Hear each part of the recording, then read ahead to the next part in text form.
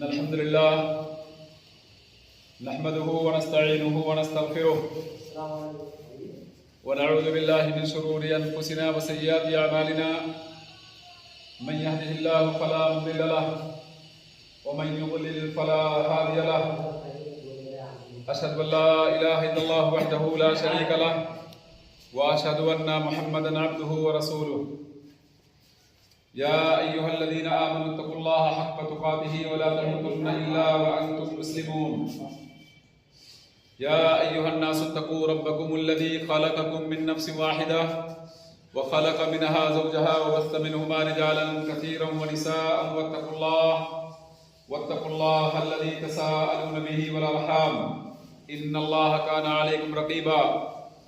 يا أيها الذين آمنوا اتقوا الله وقولوا قولا سديدا يصلح لكم أعمالكم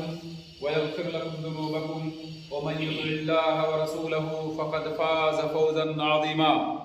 أما بعد فإن خير الحديث كتاب الله وخير الهدي هدي محمد صلى الله عليه وسلم وشر الأمور محدثاتها وكل محدثة بدعة وكل بدعة ضلالة وكل ضلالة في النار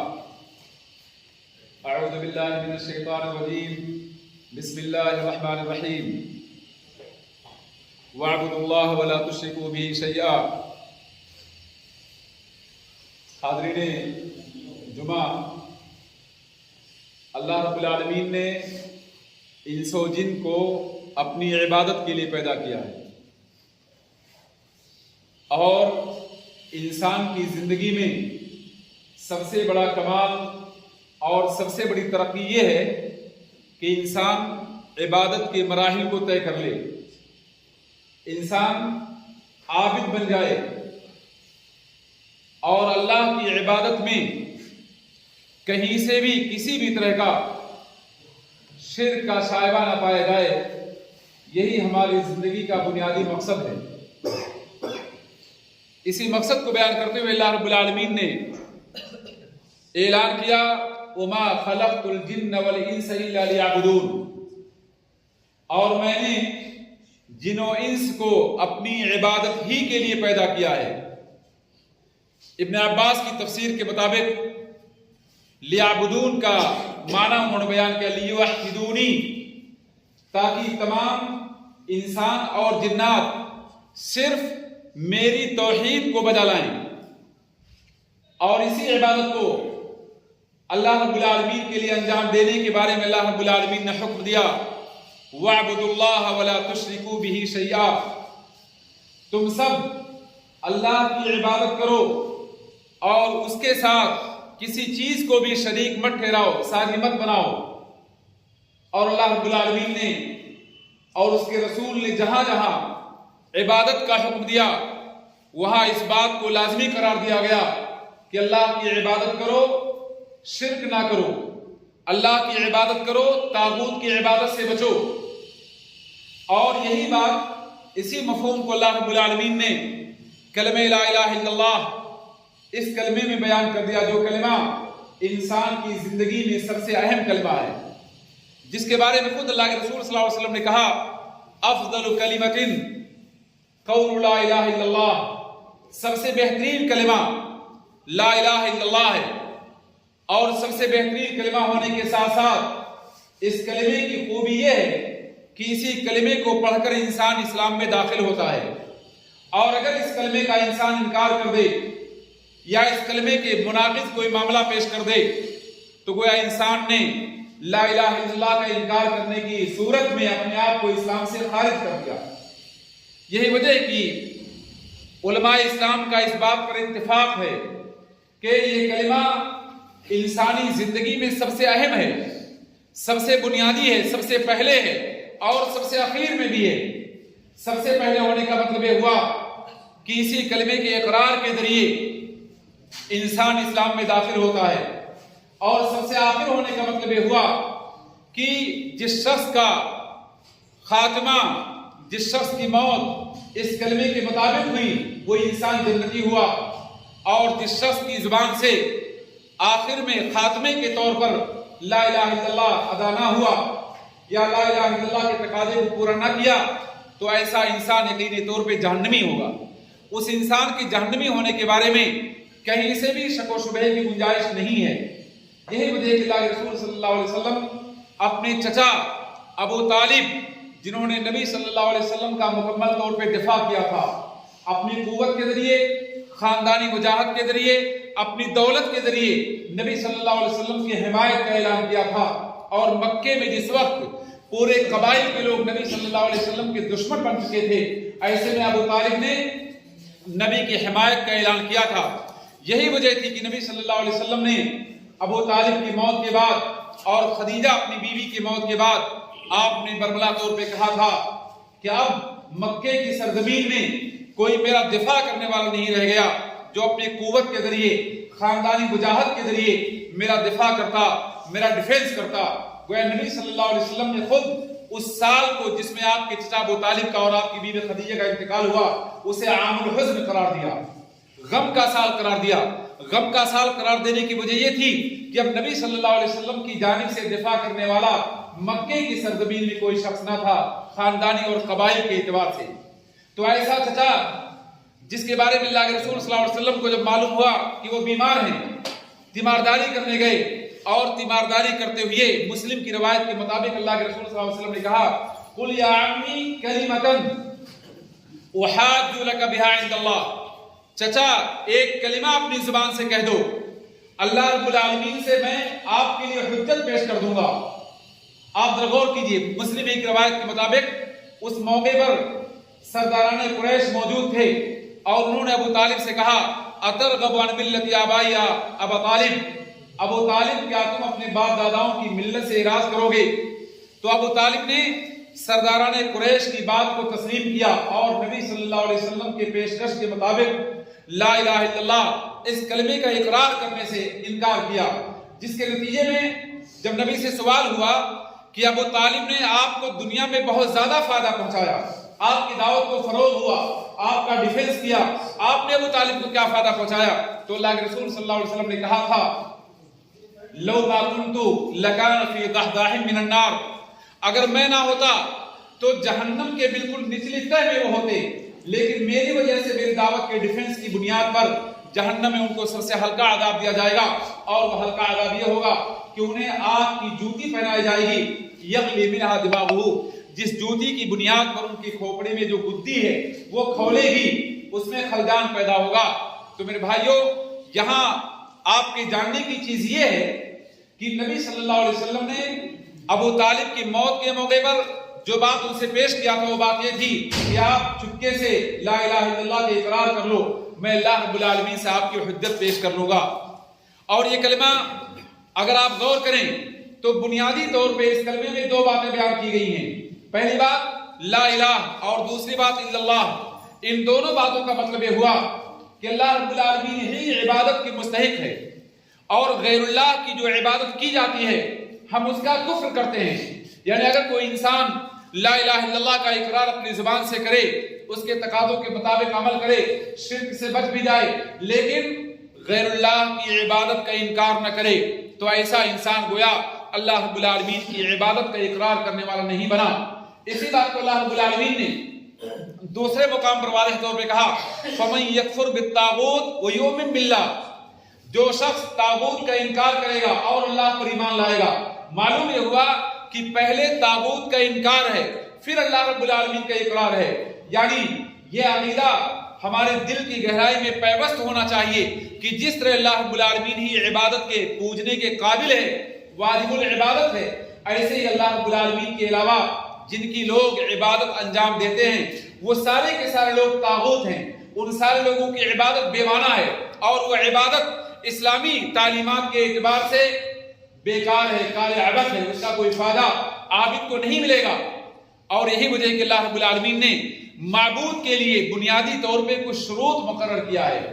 ان شروط کو اگر آپ جانیں اور ان کے مطابق عمل کریں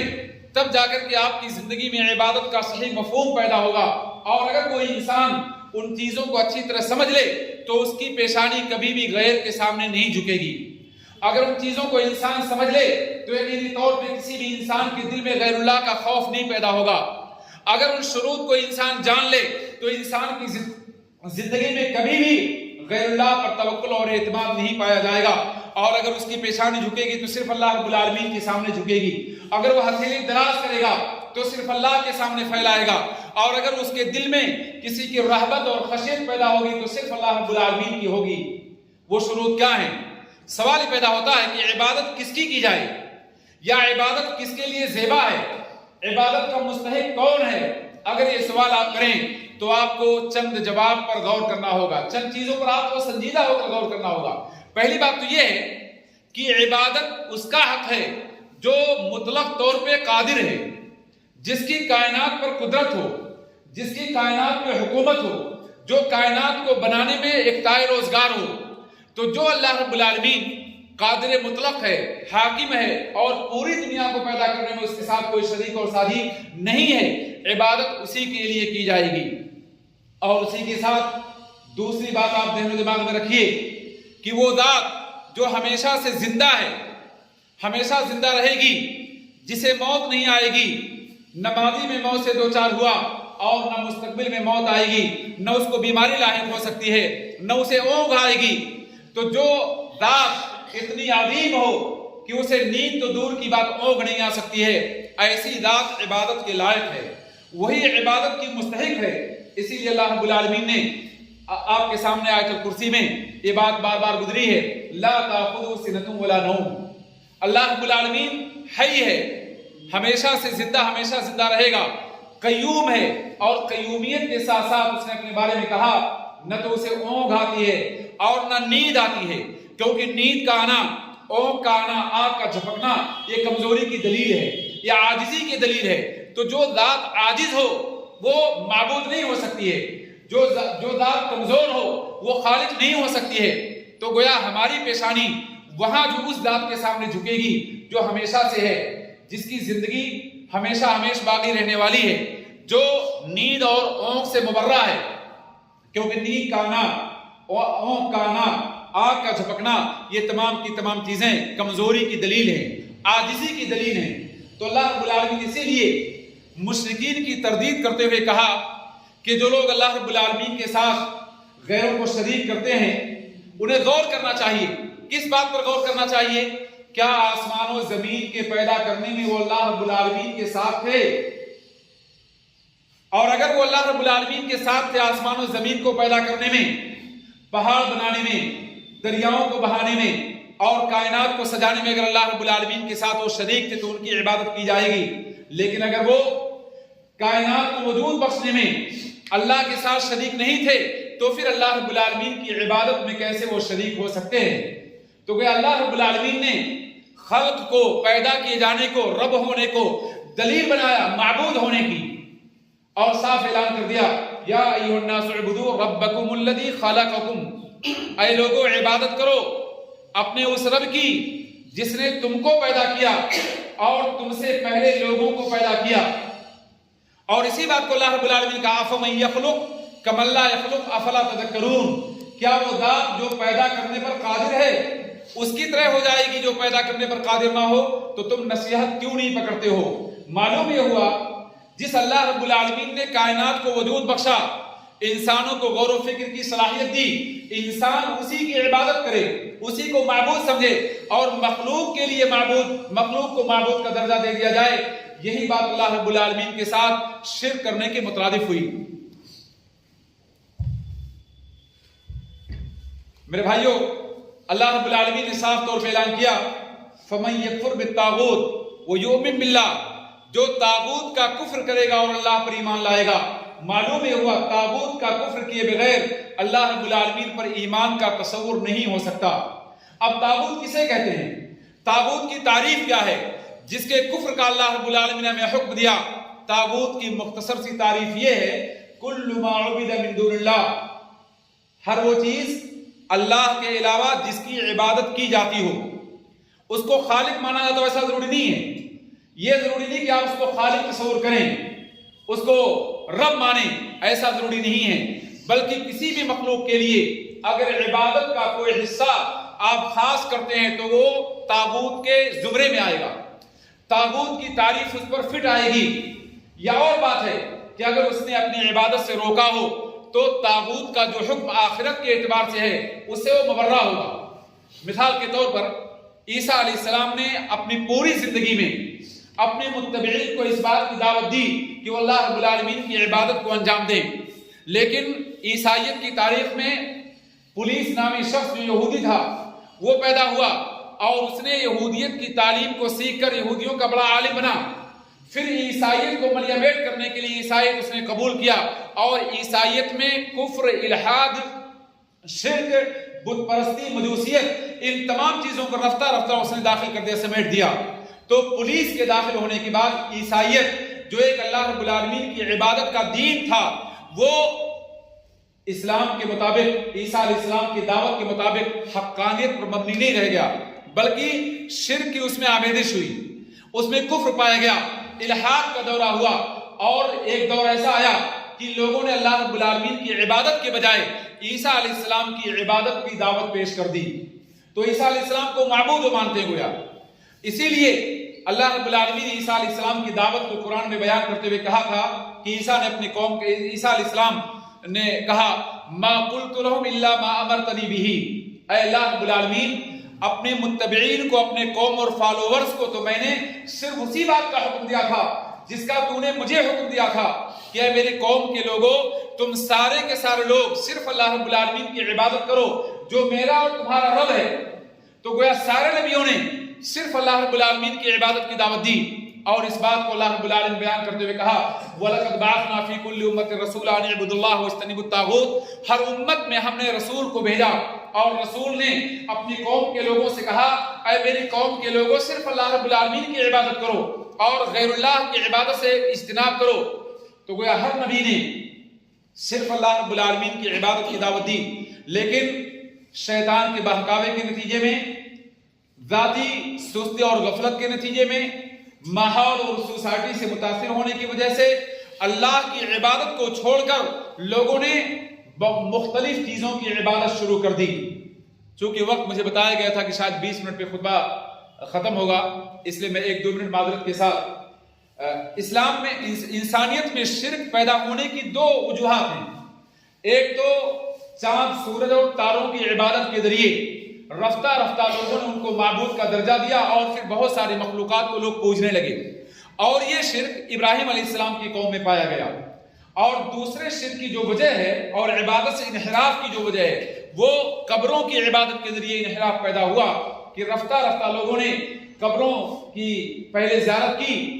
اور پھر قبروں کی زیارت کے ساتھ ساتھ ان کی یادگار کے طور پہ بہت ساری چیزوں کو وہاں نصب کرنا شروع کیا، اور رفتہ رفتہ جب نسلیں گزرتی گئیں تو شیطان نے ان کو ارغلایا کہ یہ تو بڑے عظیم لوگ تھے، جب تک تم ان سے حاجت روائی، مشکل کشائی، فریاد رسی نہیں کرتے اس وقت تک تم ان کے مقرب نہیں ہو سکتے ہو۔ تو نسلوں کے گزرنے کے ساتھ ساتھ قبر پرستی شروع ہو گئی، اور صاحب قبر جن کے لیے لوگ دعا کرتے تھے وہاں جا کر کے صاحب قبر ہی سے لوگ فریاد طلب کرنا شروع کر دیا لوگوں نے۔ اس طرح انسانیت میں شرک 2 راستوں سے پیدا ہوا، اور انہی دونوں چیزوں کو مٹانے کے لیے اللہ کے رسول صلی اللہ علیہ وسلم نے توحید کی دعوت کو پیش کیا، اپنی اللہ کی عبادت کی دعوت کو پیش کیا، اور کہہ دیا صاف طور پہ من شہد اللہ الہ الا اللہ وانی رسول اللہ وکفر بما یعبد من دون اللہ دخل الجنہ۔ جو شخص اللہ رب العالمین کو معبود برحق مانے اور نبی صلی اللہ علیہ وسلم کی رسالت کا اعلان کرے اور اللہ کے علاوہ جتنے چیزوں کی عبادت کی جاتی ہے ان تمام چیزوں کا کفر کرے تو ایسا انسان جنت میں داخل ہوگا۔ لہذا میرے بھائیوں، ہماری سب سے بڑی ضرورت یہ ہے کہ ہم اللہ رب العالمین کی عبادت کو سمجھیں، اپنی پیدائش کے مقصد کو سمجھیں کہ اللہ نے ہمیں کیوں پیدا کیا، کیوں عقل دیا، کیوں رسولوں کو بھیجا، کیوں کتابوں کو نازل کیا، اور ہمیں ایک لمبی عمر کیوں دیا۔ یہ تمام کی تمام چیزیں ہم سے مطالبہ کرتی ہیں کہ اس کی عبادت میں